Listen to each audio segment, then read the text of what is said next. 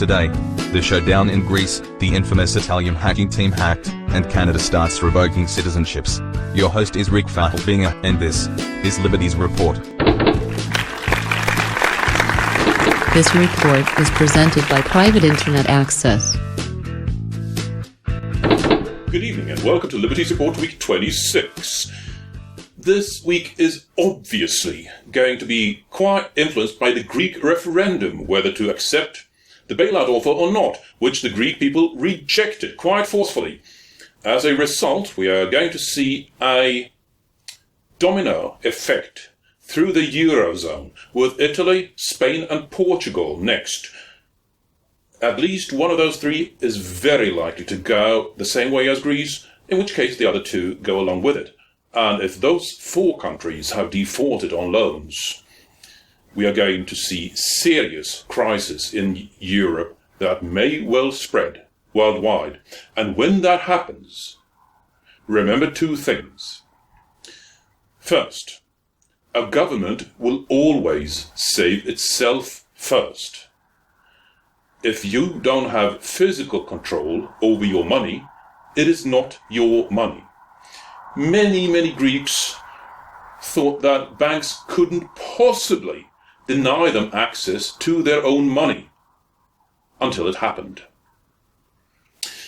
We've managed to find this 30-second clip that very precisely and simply illustrates what happens next.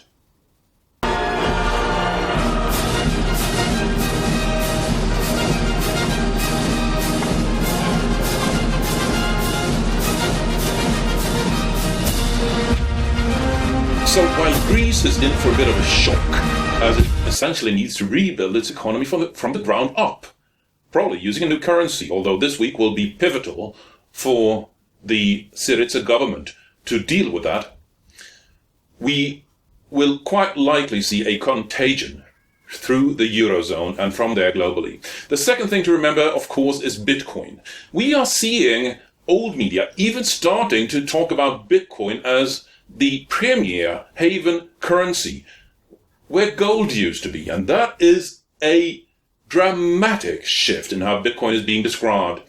As a result, you can also see the Bitcoin price going up from 230-40-ish a week ago to 270-80-ish today. Further, Canada. Canada used to be the wonderful land of the free, north of the land of the free. Except now it's not the land of the free, north of not the land of the free either anymore. This week, people became aware of a bill named Charlie 24, C24, that allows for citizenship revocation in Canada. And this has apparently become very popular as of late.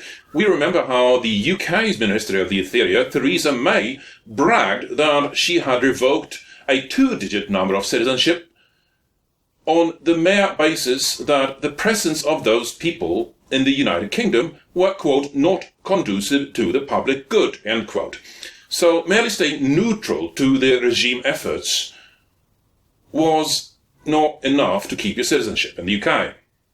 And now in Canada, we are seeing not quite as far-reaching bills, but we are seeing that the government takes itself the right to revoke a citizenship. A judge is not involved. It is an administrative decision by the executive branch of the government. And what's more important, it can do so if you hold a dual citizenship or would even be eligible for a citizenship in another country. And what's dramatic about this is that this means that even natural-born Canadians are at risk of having their citizenship revoked if they, possibly unknowingly, would be eligible for another citizenship somewhere else through marriage or other family ties, like having a grandparent born in another country. Canada is no longer really the land of the free, and this has been described as a two-tier citizenship, quite justly so. There are two-tiered, there are second-class citizens that can have their citizenship revoked. We're now waiting for Sky Marshal Harper to describe the upcoming difference between citizens and civilians. Last but not least, there's been a huge hack of the so-called hacking team in Italy, which produces and sells quite nasty surveillance equipment to dictatorships and nasty regimes. These were people who helped find, surveil, and kill people for having the wrong kind of opinions in repressive regimes. These were people who unearthed things that should have been kept private. These were people who enabled unwarranted bulk wiretapping of ordinary people to see how they, this Italian so-called hacking team, got wiretapped is frankly just poetic justice. I'm Rick Falkvinger and this is Liberties Report. Visit our sponsor, Private Internet Access. Good night. This report is presented by Private Internet Access. Liberties Report is produced using exclusively free software.